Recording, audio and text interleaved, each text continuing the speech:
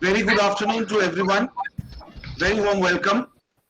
Welcome to the second webinar session organized by InSIC and the first international one. Today's topic is, can India reach the 500 gigawatt target of 2020, challenges and opportunities, and the COP26 Indian commitment to climate targets. International Solar Innovation Council InSIC was formed in Helsinki on the 25th of July 2017. Is an international non-government organization working to promote the solar energy-based technological solutions and innovations in remote parts of the world. The initiative came from Professor Shantipada Chaudhary, who is to act as the global chairman of the new organization. Today's webinar is supported by NBIRT, a leading renewable energy institution of Eastern Northeastern India, who train solar photovoltaic technicians for various projects. We are also supported by Friends of Environment, who has been dedicatedly working for the sustainability of the environment and betterment of society through awareness camps in various areas. Now, I hand over the next proceedings to Mr. Richik Ghosh Thakur. Let me say a few words about Mr. Richik Ghosh Thakur. He is the board member and the editorial team member of the newsletter of InSIC.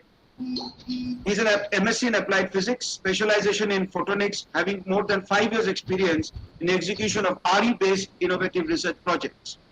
I am Samrat Chaudhary, the project consultant of InSIC, and now may I request Mr. Richik to please take it up from here and brief us about the next schedule. Thank you.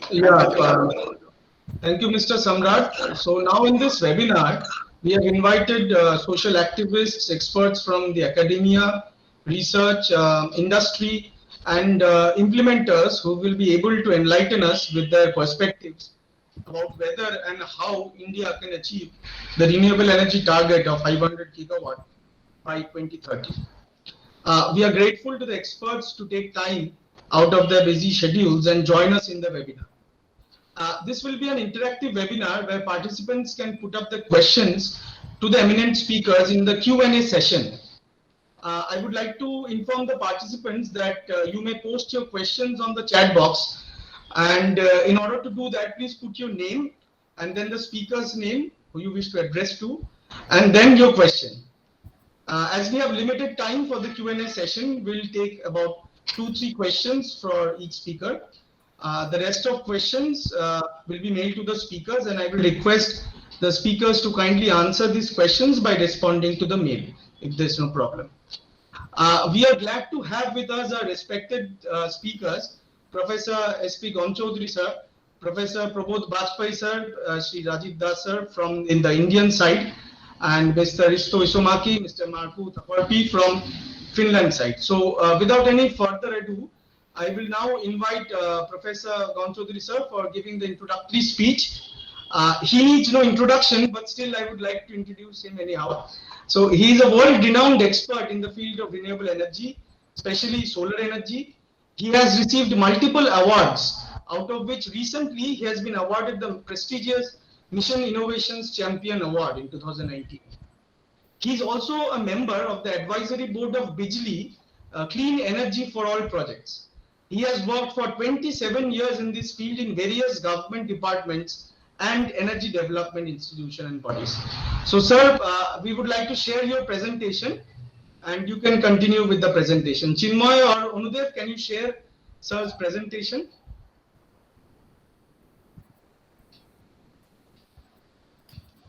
Can you hear me? You're audible, sir. Okay. So thank you very much, Richik. Good afternoon to everyone in India, and good morning to my Finnish friends. It is really an honor for me to speak in this webinar, particularly on a topic which is a very important topic in today's context, particularly after India has given the commitment about 500 gigawatt of power in the Glasgow Convention held recently in Glasgow, COP26. So let us see what I wanted to do. I wanted to just tell you about the Indian, yes, it may be possible because whatever commitment India has given in Paris Convention, that was really India has achieved almost that, 175 gigawatt of renewable power by 2022, and India is likely to achieve that. Similarly, I'm sure with lot of programs of Government of India, India will be able to really achieve the target of 500 gigawatt of renewable power by the year 2030. So I start my presentation. Next slide, please. Net zero by 2070, phasing down coal. How we do it? What are the programs? Is solar energy solution in India? The solar sector has grown. As you know, the India has started solar energy program late in 2010. Basically, we started the solar photovoltaic program, particularly the grid connected program. Long back, we were doing off-grid program in India.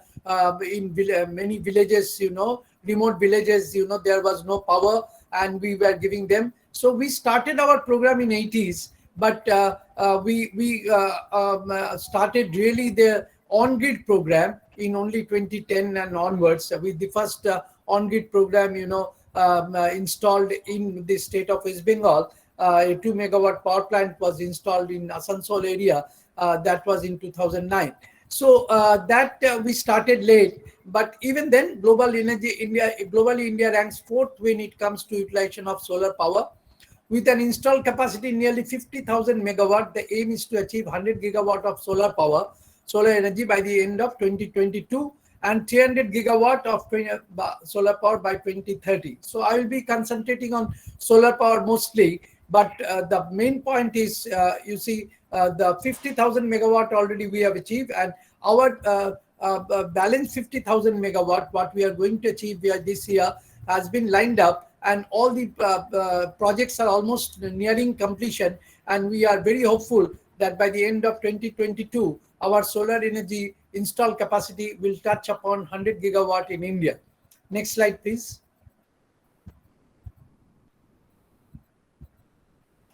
Next slide.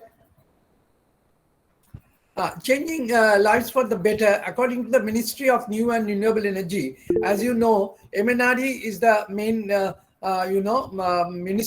line ministry for promoting renewable energy program in the country. So about 5,000, according to them, about 5,000 trillion kilowatt hour power energy is available over India's land area, with most parts of receiving 4 to 7 kilowatt hour per square meter per day. From an energy security perspective, solar is the most secure of all sources, as it is abundantly available. That is also one important point. India is a tropical country where we get a lot of solar energy. So the target, whatever we have fixed up, the 300 gigawatt of solar power and 500 gigawatt of renewable power. So the potential of renewable energy in India is quite high, significant. It is more than 900 gigawatt. So whatever we have fixed up the target 500 gigawatt, the potential is available.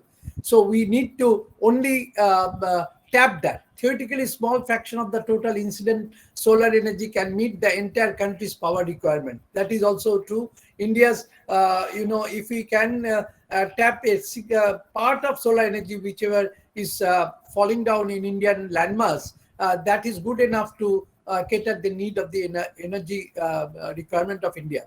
There has been a visible impact of solar energy in the Indian energy scenario during the last few years.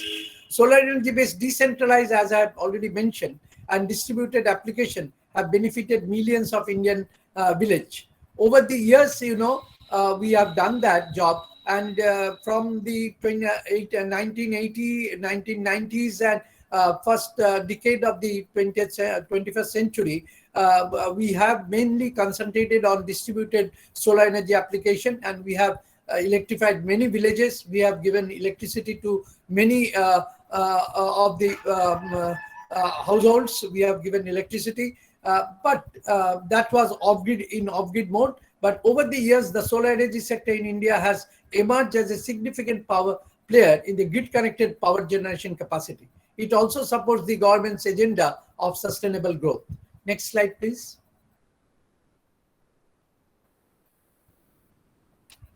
Now let me now tell you about the India's program. Which are the program? through which India can really achieve the 500 gigawatt target or 300 gigawatt solar energy target. Let us discuss on that. The first program in India which will contribute, I hope, which will really contribute in a big way to this 300 gigawatt target is the National Solar Mission. The objective of National Solar Mission is to significantly increase the share of solar energy in the total energy mix.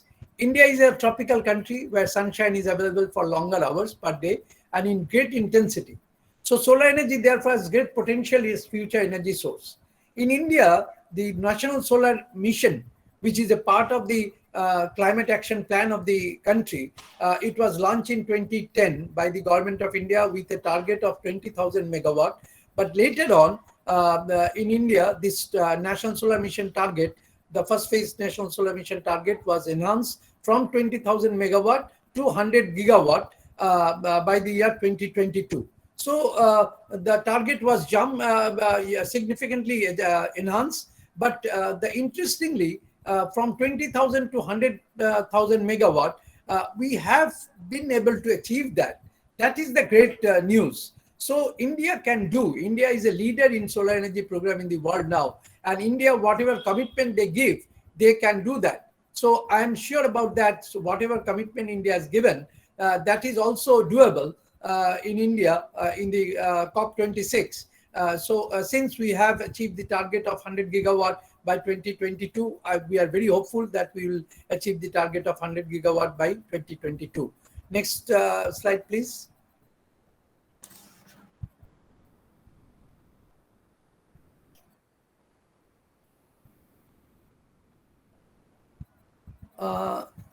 Earlier slide one, earlier one.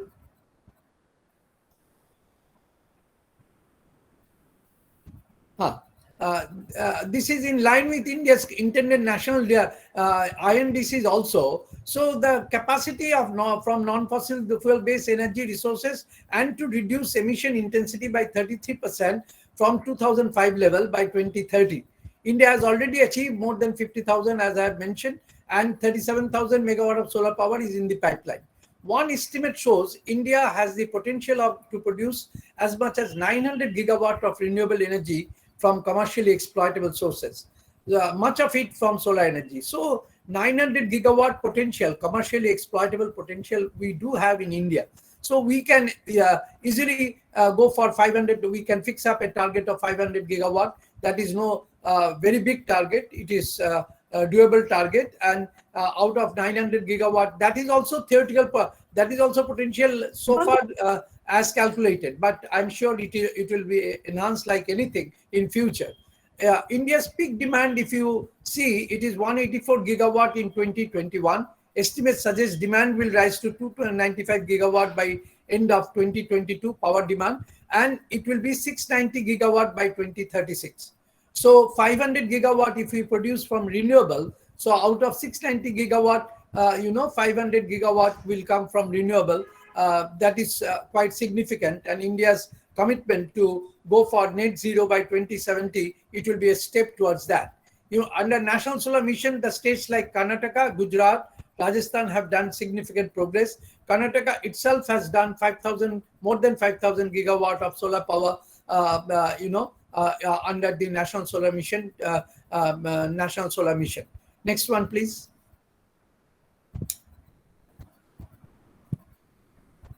Next slide. Yeah. This is another program of India, as I have mentioned about National Solar Mission, which will contribute significantly in the achievement of 300 gigawatt solar power. Similarly, PM-Kusum program, which is really a pump program. The scheme aims to ensure energy security for farmers in India. Solar pumps are an important component of the solar off-grid program, as it provides reliable irrigation facility in rural, remote areas of the country. About 2.37 lakh solar pumps have already been installed under solar pump program. It is a huge program in India, and under PM-Kusum scheme, the aim is to install new standalone solar pump in off-grid or grid-connected mode. It may be a grid-connected system, it may be off-grid system, and our target is 15 lakhs, that is 1.5 million solar pump under solar grid-connected pumps shall be installed under this program and which will add on the installed capacity by 25,000 megawatt or 25 gigawatt. So unique program in this grid connected solar pump program is that the farmers can get irrigation water from the pump. At the same time, they can export their surplus power from their pump, and they can sell it. So they can harvest solar energy which is falling in their field for their economic activities also. They can earn money out of that. So it will serve twin purpose. One, they will be getting irrigation water, and second one, they will be exporting power to the grid, and it will add on India's commitment towards installation of solar power plant in the country. So PM-Kusum program, Prime Minister's Kusum program, is one key program which is going to contribute significantly in the 300 gigawatt solar power, and which will be really significantly help the Indian farmers in irrigating their land also. So this is a unique program which I thought I must mention, that this is also one unique program through which we can really achieve the target of 300 gigawatt. Next one, please. Next slide.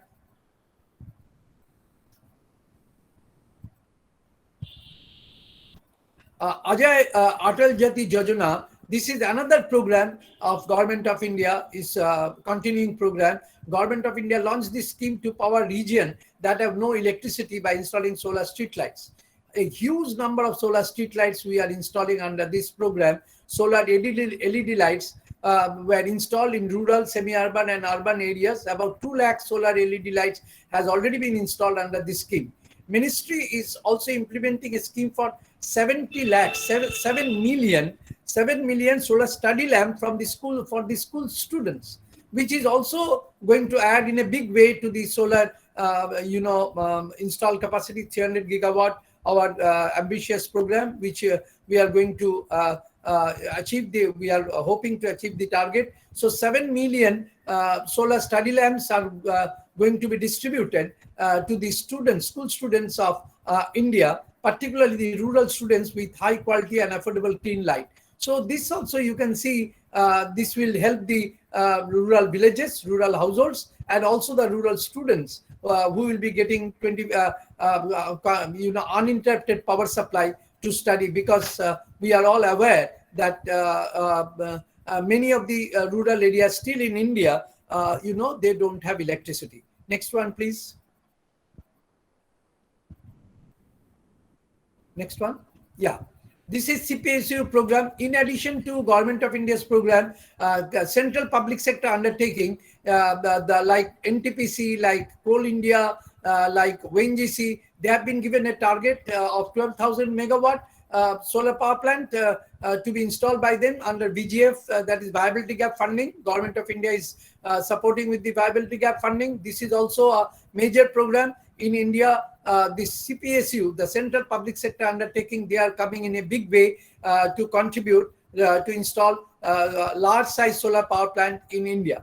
The solar park program in India is a huge program where 5,000 megawatt or 10,000, even 10,000 megawatt solar parks are being targeted. We are all aware about Chanaka solar park and Bhadla solar park in Rajasthan. Solar parks have emerged as a powerful mechanism for the rapid development of solar power projects. It is a wonderful program. Under this program, the entire infrastructure is developed by the government. The land development, the substation, the power evacuation system, the road, and everything is developed by the government. And the private sector, they are setting up the large size, 1,000 megawatt or more than that. In that range, the solar power plant programs in the solar park. So this is also coming up in a big way, and I'm sure this will also contribute in a large scale, to achieve the target of 300 gigawatt of solar power by the end of the 2030. Next one, please. I think I'll finish within 2 minutes time. Next one.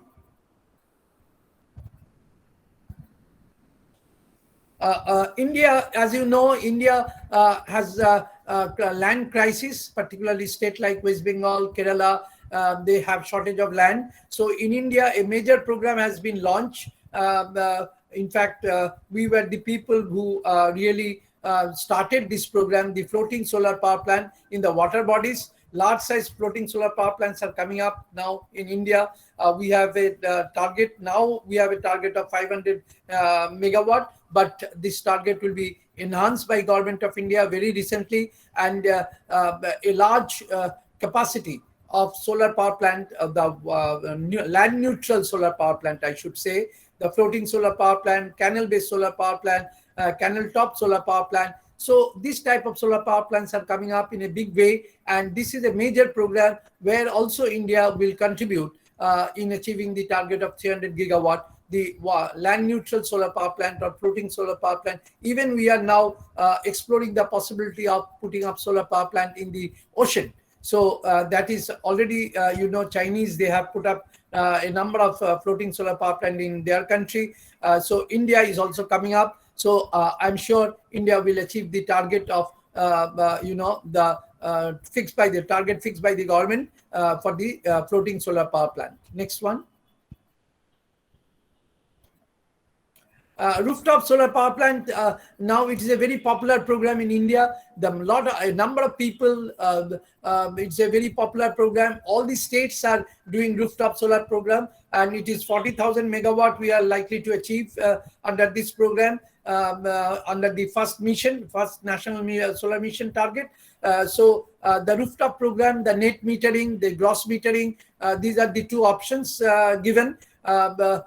Though in some states these are not coming up to the mark, but many states like Karnataka, Rajasthan, Gujarat, even Delhi, Maharashtra, the rooftop solar power plants programs are coming up in a big way. And once this rooftop solar power plant comes up as a mass program, people's program, I'm sure thousands of megawatt of rooftop solar power plants will be added in the installed capacity of the solar installed capacity of India. So because India has a large population, 1.3 billion population, and if 1.3 billion population, if we consider the households, then and if we consider 50% of the household will go for rooftop solar power plant, it will be huge. So there is a big potential of rooftop solar power plant in India, through which we can achieve easily the target of 300 gigawatt as fixed up by our Prime Minister in the Glasgow conference. Next one, please.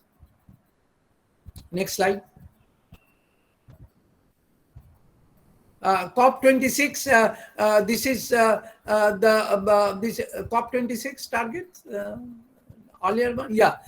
This, as you know, India has given commitment in Paris Convention, 175 gigawatt. That has been achieved. That will be achieved. Most of India's emission come from coal, the biggest source of electricity. To offset this emission, India will have to reduce its emission from the power sector. At the Glasgow summit, India has raised its target from 450 gigawatt renewable to 500 gigawatt. And Prime Minister himself has announced this. And Prime Minister has also announced, I'll mention about that, will be my next slide, will be the last slide. One world, one sun, one world, one grid concept, through which India will really come up in a big way, for achieving the target through regional grid. Next slide, please. Next slide, please. Yeah, global grid harnessing solar energy wherever the sun is shining. This is a unique program linking about 140 countries. India and United Kingdom will launch a global solar grid linking 140 countries of the globe.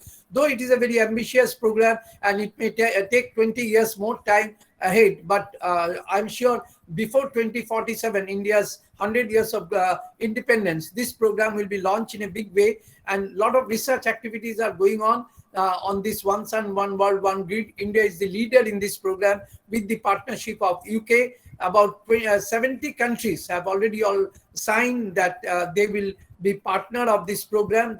Its aim is to harness solar energy wherever the sun is shining, as the earth completes its 24-hour rotation around its axis and transporting the electricity generated to areas that need it. So next slide. The global grid is a difficult project. There are, as I have mentioned, there are many challenges, but major solar scientists believes that such projects may come up in next 20 to 30 years time. India is the first country with solar high resources. Now India has huge solar panel manufacturing capacity and significant trained manpower also. So the need of the hour is to only frame a good policy.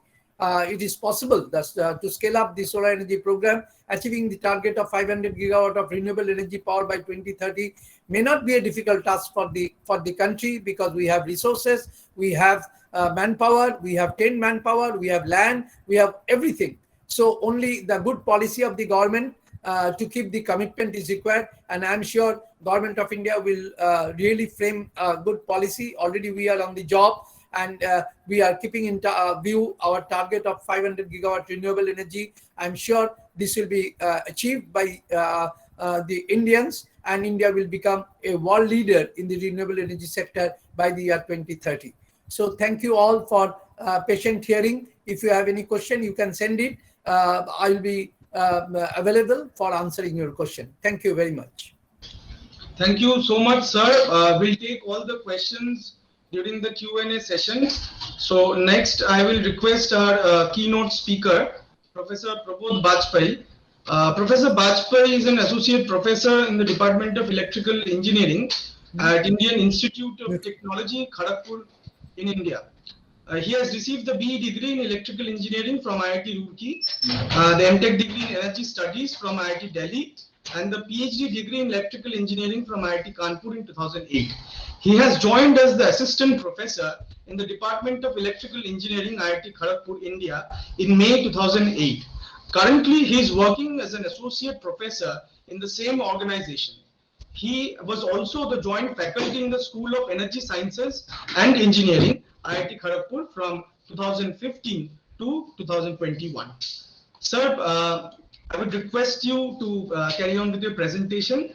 I think you can share it with your presentation. You have already shared, okay.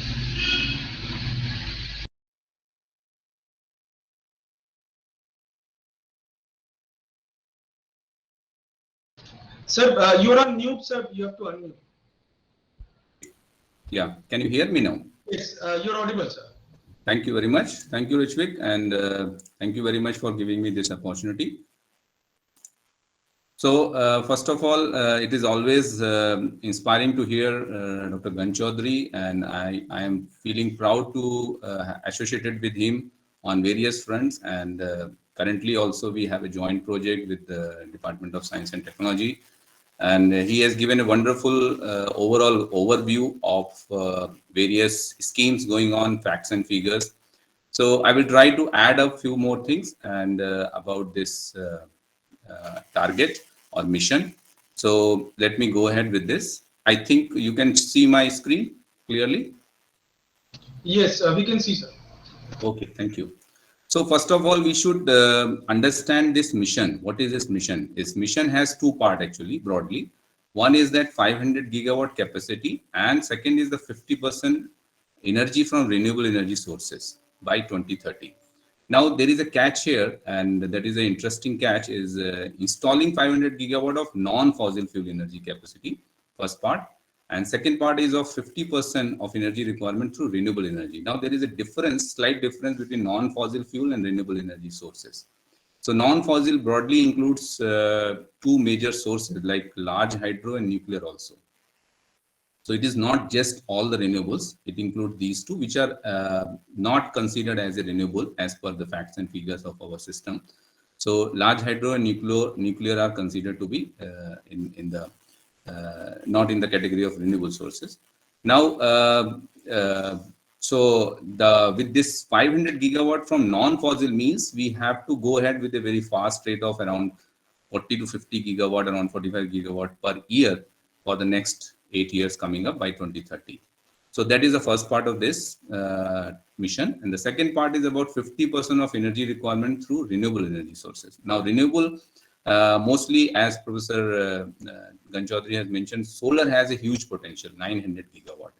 So definitely the solar has a major part to play in this. And second is definitely the wind power. So answer is yes, definitely it is a very, very ambitious target, but achievable. And it needs definitely a Herculean effort from all the stakeholders. It is not only the government policy, ultimately the policy has to be implemented, has to be executed on the ground. So we need to have proportional manpower, proportional skilled manpower basically. the research, the vendors, the EPC vendors, or various all kind of stakeholders are involved to achieve this. Now, I have divided my presentation broadly in 3 parts. First is about the challenges, and then the major supporting driving forces behind this mission, and then what small research we are doing at IIT Kharagpur just correlate to the driving forces. So let us start with the challenges broadly. First is at present, the annual capacity growth has been about 9 gigawatt for solar and wind together for last few years, 5 years. So definitely, as we have seen, we need a very high rate. It is around 40 to 50 gigawatt. So that definitely it has to be grow in a very exponential rate. So second is the share of renewable generation, inclusive of large hydro in yearly total generation, is only about 20% at present. And again, we have to grow with more than double of this. Added around 8 gigawatt hydro in last 10 decades. And as all we know that large hydro plants have its own issues like rehabilitation, resettlement clearance, and other protests from all sides of society. So the rate of hydro addition is also quite low. So if we talk about non-fossil, so hydro also has to play a major role. And at the same time, nuclear is another major player when we talk about non-fossil. So which is also almost stagnant at 7 gigawatt. And it has been in business in years for so many years, but still it is not growing in a faster rate. So these are the few major challenges. And further, second part of the challenges is what for we are doing this. We are whatever energy will be generated, whether it is from renewable or non-renewable, it has to have a proportionate demand. Now, demand comes from the economic growth. So ultimately, the economic growth has to be there fast enough to absorb this proportional electricity demand. And it is hopeful that the demand will be there. Another aspect is the network system operator like distribution companies. They are still in not very healthy financial situation. So they have some restriction in terms of paying the paying ability is not very conducive. Then we have to focus on manufacturing made in India kind of concept or Atmanirbhar concept. That is also very important because dependence on imports will again have a various price volatility issues, and we are facing just right now because of this war situation happening. Now, last but not the least, and even I say the most important is that how this power grid will absorb this high percentage of renewable generation. We are targeting about 50% renewable energy because our power system has been designed for something else, and we are bringing something new to it. So definitely some changes has to be there. Whether various issues are there, I will list out those issues, and these are listed here. So this is the last slide on the challenges. Grid integration in renewable energy has been a challenge, but at the same time to time, the new solutions are coming up, and we will resolve them definitely. So first of all is the predictability. The forecasting tool have been developed, and we are coming very close to the real data, but still it is all weather dependent. So we cannot always be 100% sure. Second thing is the intermittency, whether we talk about solar insolation or whether we talk about the wind speed, they are all beyond human control.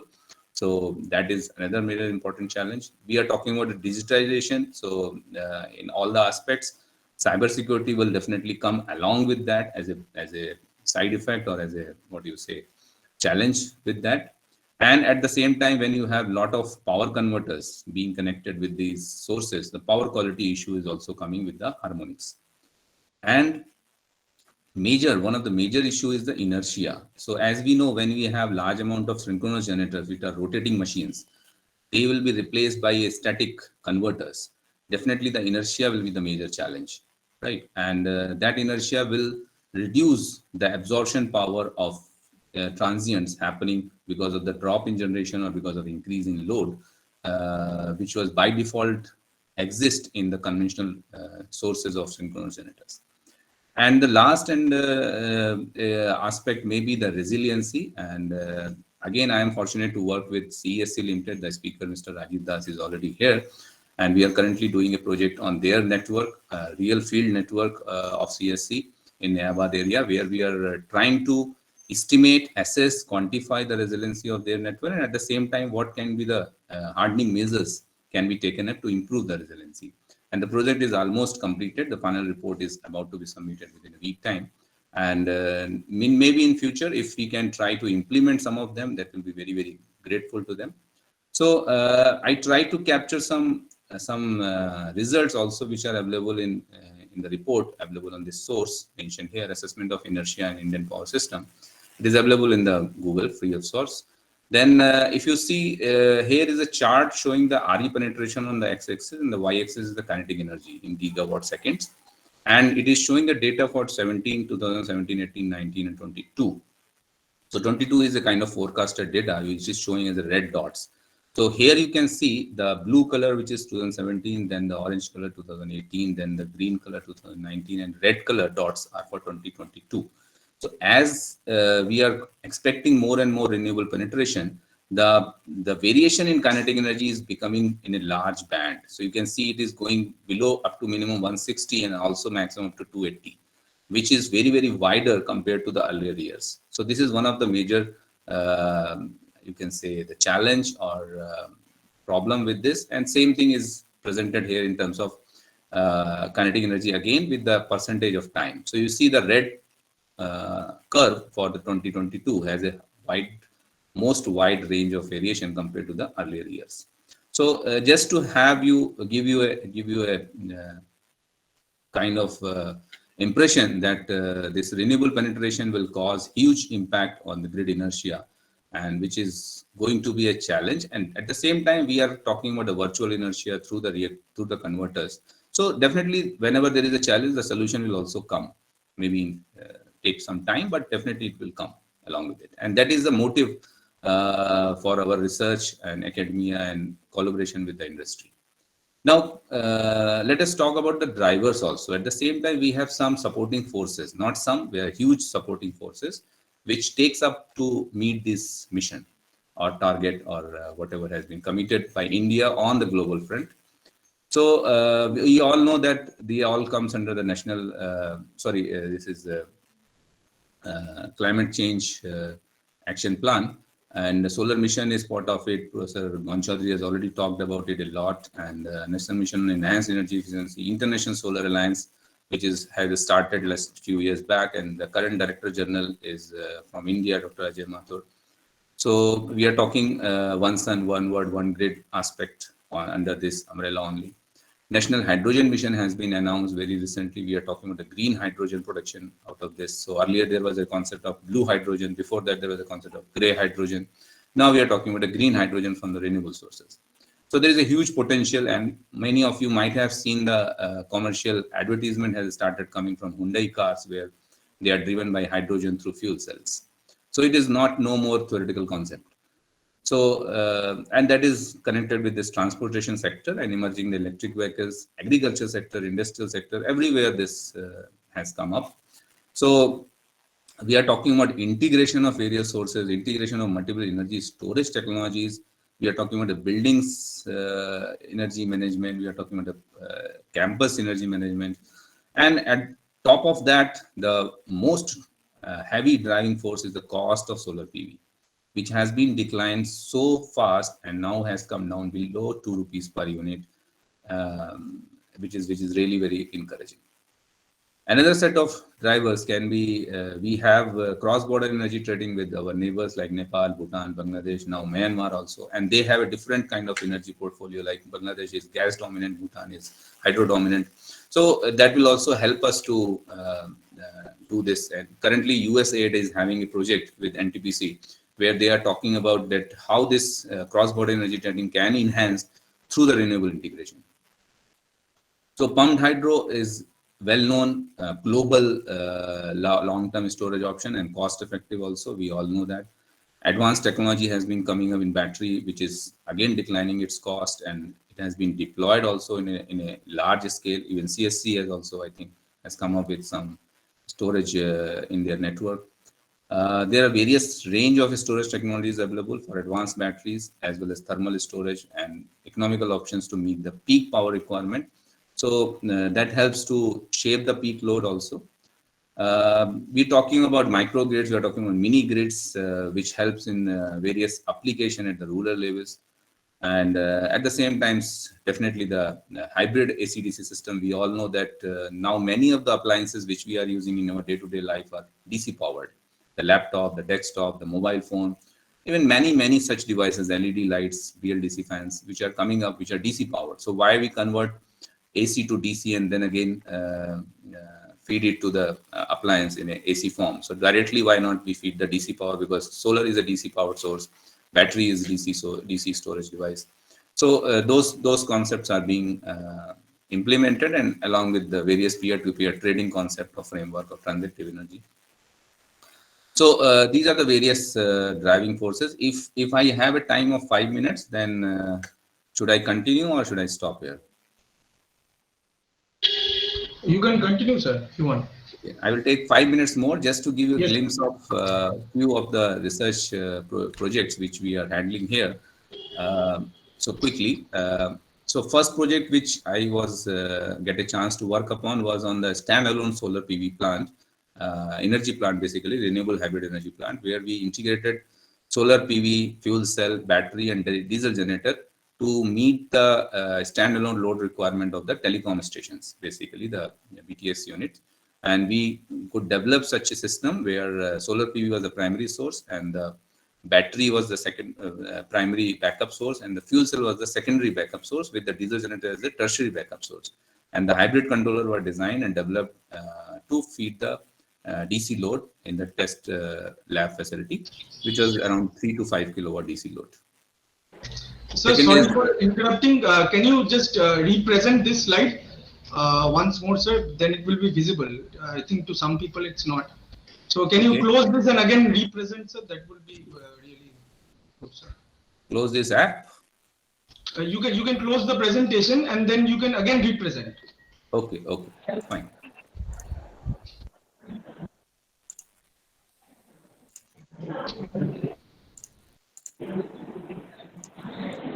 Yeah, is it okay now? Yes, it's okay, sir. It's okay. Great. Okay, fine. So second is related to solar PV powered micro irrigation system, where you may be knowing that IIT Kharagpur is a unique institute where we have agriculture and food processing engineering department also. And there we get a chance to integrate this solar power system for micro irrigation in agriculture purpose. And we have designed a system which was simulated, then implemented, then further improved upon.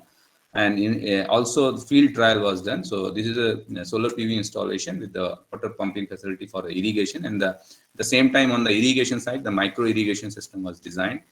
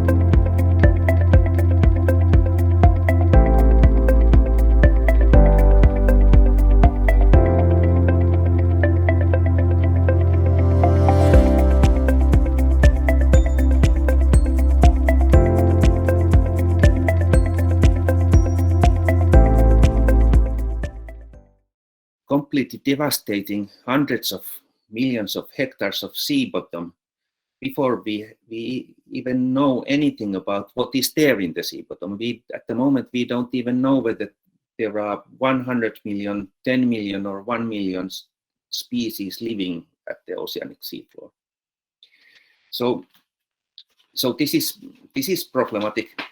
one solution would be to move from lithium batteries and vanadium batteries to other ecologically more friendly battery options like sodium batteries, because sodium batteries can be made from waste and recycled materials. Basically, they need only sodium, which is produced by every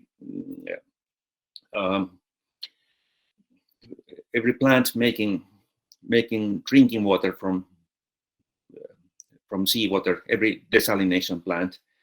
And besides that, they only need silicon and carbon and sulfur, and all this is available as waste material in vast quantities. And actually, it seems that the world is already starting to shift from lithium batteries to sodium batteries. India bought Paradion, one of the leading manufacturers or developers of sodium batteries in the West, and one of the largest manufacturers of batteries for electric vehicles in China, CATL, has also announced that the future is of sodium batteries. But I don't think that we should aim at solving the whole problem with batteries either. But actually, InSIC has been promoting another much cheaper and much more ecologically friendly solution to this problem, as long as InSIC has existed. Actually, the InSIC network, or the network of people that later became InSIC, has been promoting this solution for even long time than InSIC has existed. And it may be that this solution has actually emerged from the InSIC network, or the network that became InSIC. I think the global origins of this idea may be in the InSIC network, because I have not found any traces of the idea being mentioned by anybody anywhere before we started to speak about it. I mean something that is beginning to be known as second generation pumped storage hydropower. Pumped storage hydropower was already mentioned a couple of times, and there's nothing new about it. It's a very old solution because it's the cheapest way to store power. It basically means that that when you have extra electricity, you pump water upstream from one reservoir to another one, and when you need more power, you let the same water run back via the hydro turbines. Average round-trip energy efficiency of pumped storage hydropower is between 70 or 80%. So generally, you lose between 20 or 30% of the electricity. But if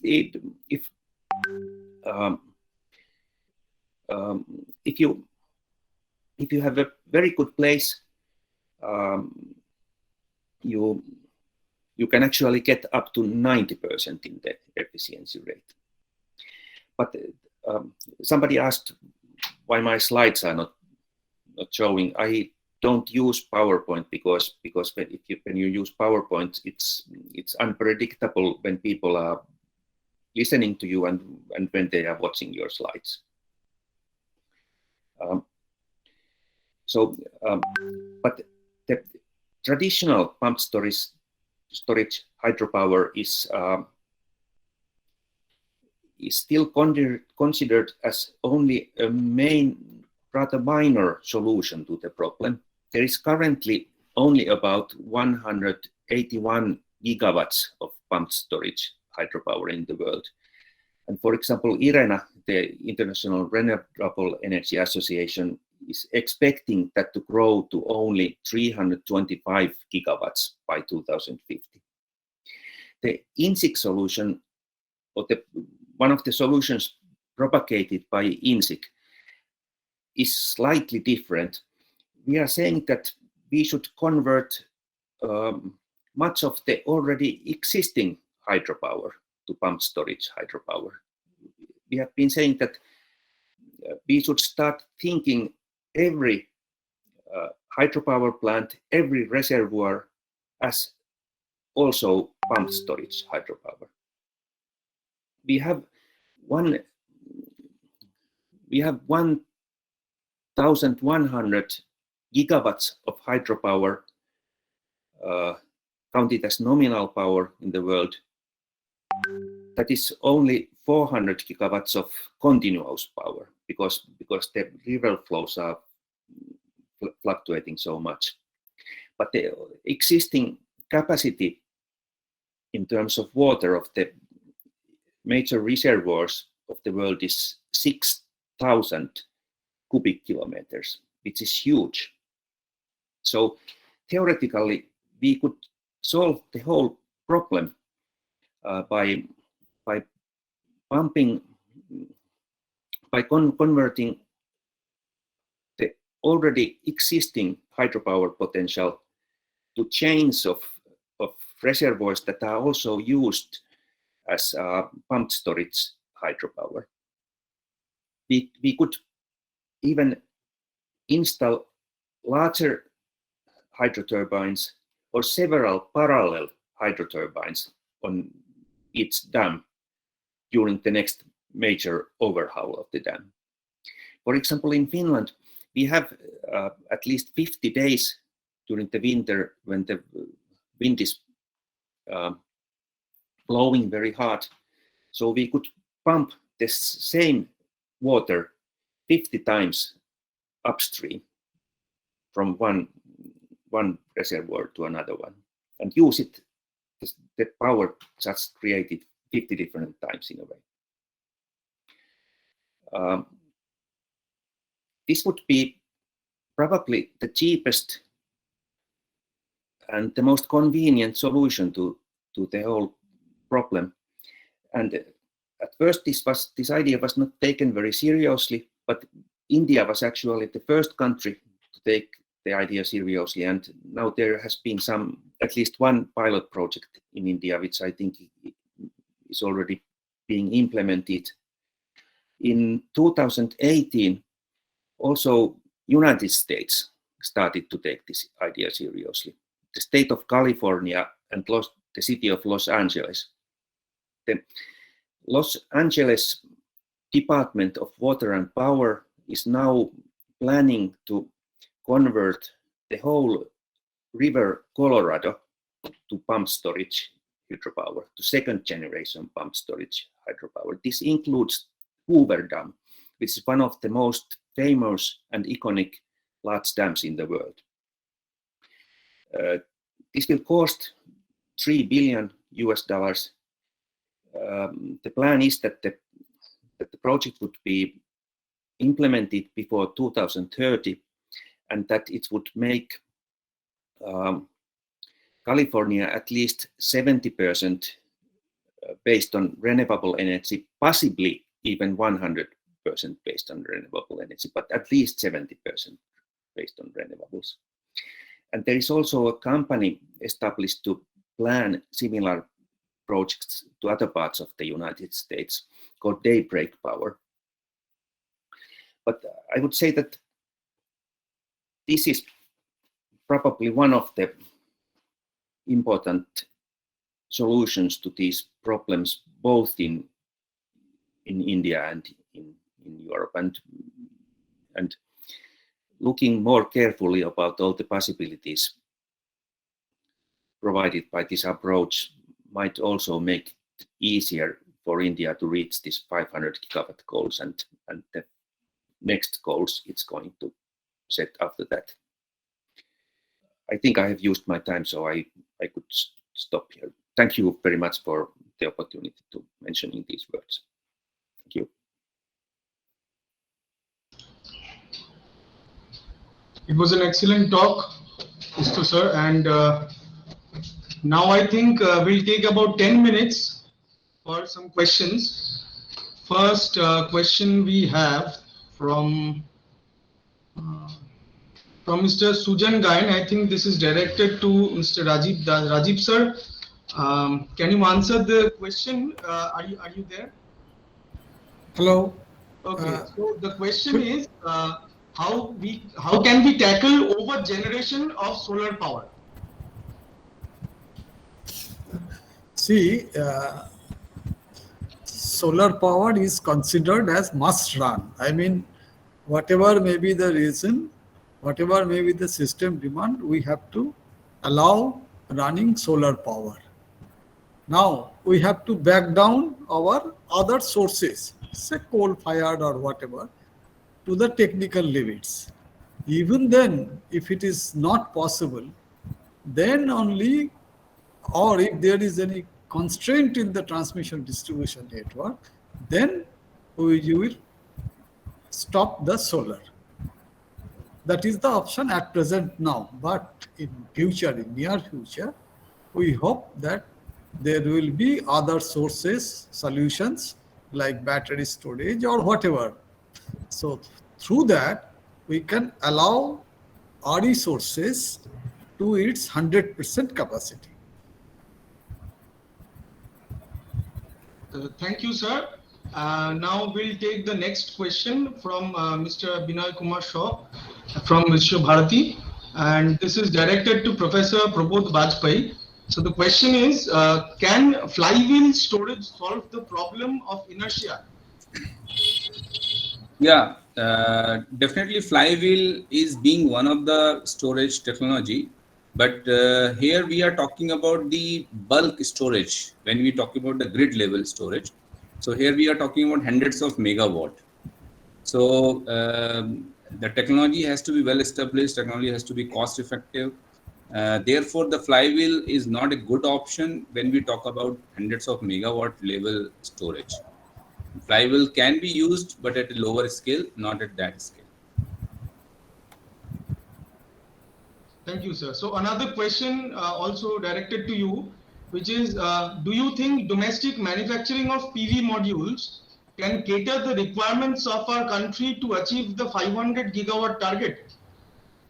Yes, definitely. I have already mentioned also the at this point, I think in my presentation, that this domestic manufacturing will definitely help, and still we are importing the wafers or cells to make the modules. We have module manufacturers, and Vikram Solar is one of them. And so if we start making from very beginning, from the raw silicon level to cell to wafer to module level, then definitely it will increase the production as well as reduce the cost. Okay, thank you, sir. So the next question is directed to Rajiv, sir. So the question is from Apurvo. Can we get net metering in Kolkata now? ঠিক আছে, আমি আছি। না ওটাই মানে আমি করবো। করেছি। ঠিক আছে। There is some problem is there in regard to regulation at present. Since the Commission has allowed, as per provision of regulation, up to 5 kilowatt only for net metering, and beyond that, anything and everything will go for net billing or gross metering, etc. Now, what the issue is, under net billing or gross metering, the metering and verification, inspection, checking, so many issues are there under gross metering, which is very difficult to solve quickly. So there is a question. So up to 5 kilowatt net metering as of now should be okay. But again, if you want further information, you can go to the website of CESC. There is a person who is a single point of contact for such solar. So anybody can put his question there. I think they are in the right position to give you the answer, as I understand, right at this moment. So everybody having the same question can visit, as sir said, can visit the CESC website and then check the procedure. Yes. And check the procedure, yes. Yes. So the next question is to Professor Bajpai. Sir, what will be the role of microhydel in contributing to the 500 gigawatt target? Yeah, so microhydel is useful. Again, the hydro technology is a very site-specific technology, which is not being can be implemented at anywhere. So microhydel may help definitely. See what Dr. Ganjodri has also mentioned. We are working at all the levels. It is not that small or large, but definitely if the target is large, so we have to focus on the large scale more rather than on small scale. So because here we are talking about hundreds of gigawatt, so we have to think about at least hundreds of megawatt scale thing. Then we can reach to this hundreds of gigawatt scale. Thank you. Okay, sir. Thank you. So our next question is to Professor S.P. Ganjodri, sir. So the question is, what are the other potential ways to store solar energy in a cost-effective way? Solar energy, now, as you know, we generally store it in battery, but as it was mentioned by Risto also, the solar pump storage scheme is one of the cheapest option. We can pump. The pump storage scheme is very common. It is not very new thing, but when you pump the water with solar pumping system, and then you utilize that water for running of the turbine, hydro turbine, then it is one of the cheapest option, of storing solar energy. The intermittent solar energy is becoming farm power through a solar pump storage scheme. So a microhydel in a similar type of plant has been commissioned in Manipur. A small pilot project has been commissioned. So as Rista has mentioned, it is also the future. In future, maybe in place of battery, through the solar hydro pump storage scheme, the storage may come up for large scale storage, and it will be one of the cheapest option also. Thank you, sir. The next question is also to you. The question is, efficiency of solar PV modules are increasing day by day. Now, will existing solar PV modules that are already installed be replaced eventually with panels of higher efficiencies? Yeah, efficiency, it's a dynamic thing, through research and development, as IITs and IISCs, all the institutions in India, they are also doing research activities in solar cell efficiency throughout the globe. A lot of research activities are going on, and the efficiency has gone up to now 21-22% efficiency of solar cells. So in future, if we want to replace the solar cells which were of lower efficiency, maybe 13-14%, 15%, we have installed maybe 5-7 years back. If we install the new one, we will definitely get more power, and the interesting point, we need less area also. In small area, in same area, we can generate more power, and in future it will happen. And we will replace the solar panels of higher efficiency, the replacement of the old solar panels with which are of having low efficiency. Oh, thank you, sir. That is the question. That is the question. Yes, that was the question. Okay. So the next question is directed to Mr. Aristo. The question is from Mr. Surajit. So he is asking that, do you think perovskite will be a contributor in achieving India's target? Well,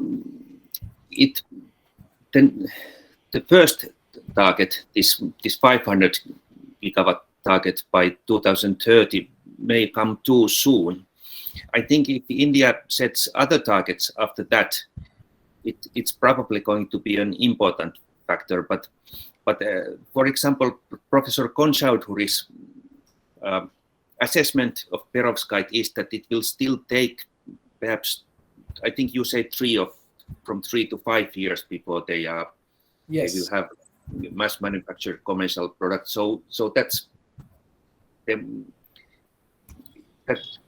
too late for 2030. But after that, I think it will be a very important factor. There is now only one company manufacturing perovskite solar cells, Saule Technologies in Poland. They have in Poznan, they have a small 90 square meter experimental house which have been covered by perovskite solar cells, both the walls and the roof, and they say that it's producing 42,000 kilowatt hours of electricity per year. A very small house, and they can do this because the perovskite solar cells, they are not so vulnerable to shading as silicon solar cells.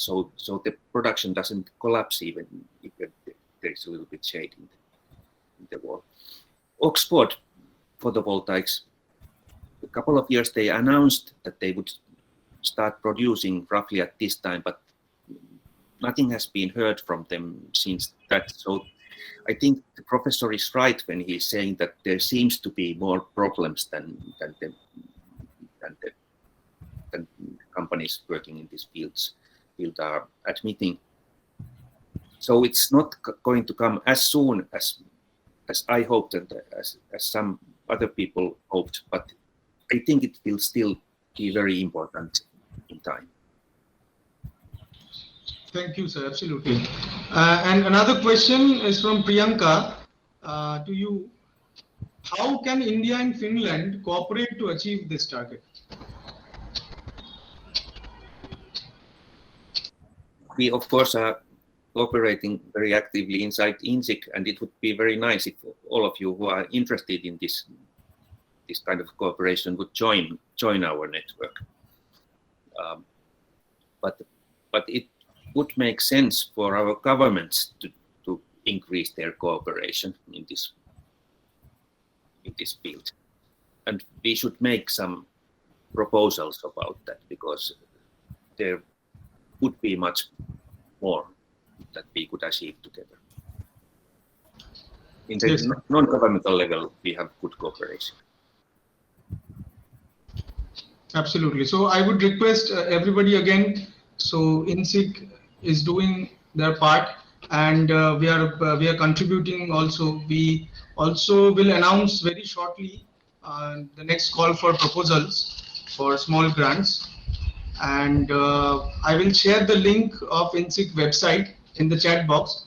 So I would request everybody to kindly visit the website. We have memberships which are now open, so anybody can become a member. So that's all for this open house Q&A session. So next I would request Mr. Marku, who is the chairman of InSIC, to kindly give the concluding remarks. And to introduce Mr. Marku, he has over 30 years of experience in R&D activities at Nokia Corporation Research Organization. So most of his research has been related to fiber optic technologies and techno-economics of fiber optic networks. So last 15 years, he has been involved with promotion of renewable energy technologies, and has acted as the chairman of the Solar Energy Association of Finland and managing director of Local Renewable Energy Association of Finland. He works as a solar energy advisor in this company, Utuvapu Limited. So he is the chairman of InSIC. Sir, I would request you to kindly give the concluding remarks.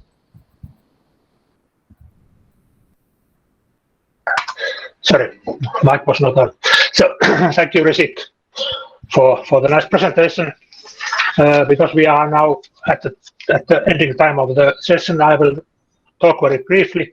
But first of all, I want to thank, on behalf of InSIC, the organizers of the webinar and the speakers for the program and the setup of the whole happening. And if you look at the program that we have seen, I think we have seen a quite a good overview of the situation on how to achieve this target of 500 gigawatts by 30 of renewable in India. And we have seen that there are some potential problems, but on the other hand, there are lots of programs on various areas to tackle those problems and achieve that target. And based on my own experience and and research, I would say that this cost of solar has been declining very much, and it will still continue to decline, and that will make it easier for achieving this target by 30. And third thing is that was briefly mentioned in some of the presentations that green hydrogen will be one of the targets for India, and that is something that is most probably needed to get rid of all the extra renewable energy that you will get when you have 900 gigawatts of solar in India. And this power green hydrogen means various types of power to X technology. So green hydrogen can be converted into synthetic fuels, synthetic plastics, synthetic food even. We have a startup here in Finland who is making food out of air, the electricity. And so this is most probably one of the solutions to keep the grid balanced in the future. Thank you all, and that's from my outtake from this session. Thank you very much, sir. I thank all the speakers again and all the participants. We'll shortly again conduct another webinar, and also will introduce and notify you about the call for grants. Kindly check out the chat box for the feedback form, as well as the link for visiting the InSIC website. Thank you, everybody. Thank you. Thank you. Thank you. Bye. Yeah. Thank you, everyone. Thank you. Thank you, Professor Bajpai. Thank you, sir. Thank you for this opportunity. Thank you, Rajiv.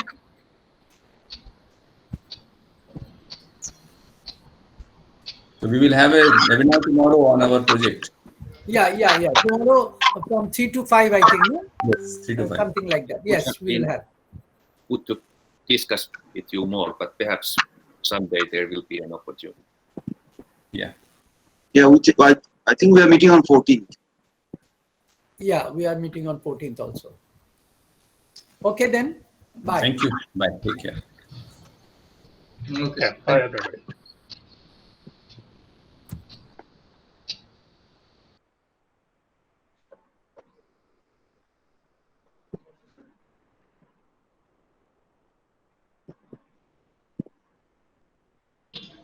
Once again, please check out the feedback form. Feedback form is in the chat box, and the link for visiting InSIC website is also in the chat box. I would also request our friends from the Friends of Environment to kindly also post the link to visit the HFOE website.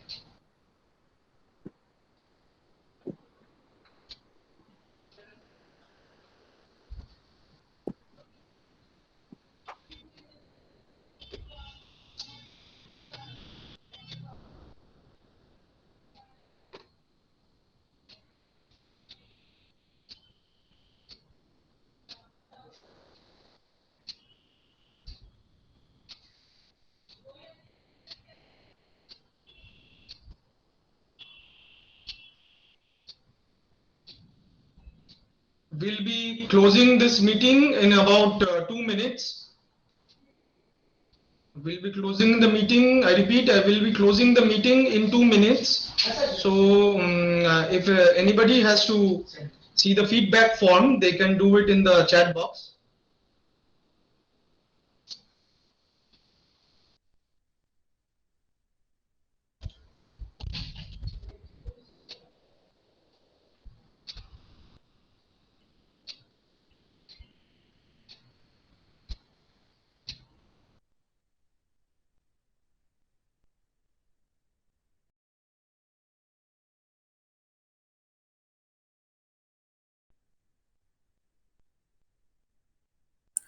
Mr. Chinmoy Pal, please close the meeting.